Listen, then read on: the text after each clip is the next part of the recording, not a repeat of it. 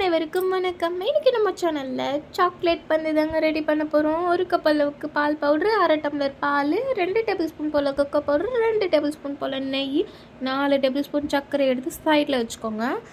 கடாய் நல்லா ஹீட் ஆனதுக்கப்புறம் நெய் ஆட் பண்ணிவிட்டு, நெய்க்கு அப்புறம் பால் பவுட்ரு, கொக்கோ பவுட்ரு இது எல்லாத்தையும் சேர்த்து நல்லா மிக்ஸ் பண்ணிக்கலாம். அதுக்கப்புறமா நீங்கள் தேவைக்கான அளவுக்கு சர்க்கரை ஆட் பண்ணிக்கிங்க. ஏன்னா பால் பவுடர்லேயும் சர்க்கரை இருக்கும், அதனால் உங்களுக்கு டேஸ்ட்டு அதிக சர்க்கரை ஆகிடக்கூடாது இல்லையா, நீங்கள் அதனால் சர்க்கரை மட்டும் பார்த்து சேர்த்துக்கோங்க.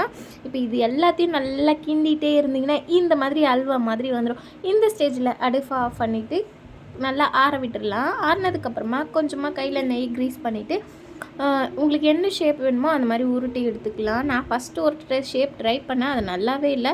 அதனால் எப்பவும் போல் நம்ம ஆரம்பத்தில் சொன்ன மாதிரி பந்து மாதிரி ரெடி பண்ணிடலான்னு ரவுண்ட் ஷேப்லேயே உருட்ட ஆரம்பிச்சிட்டோங்க.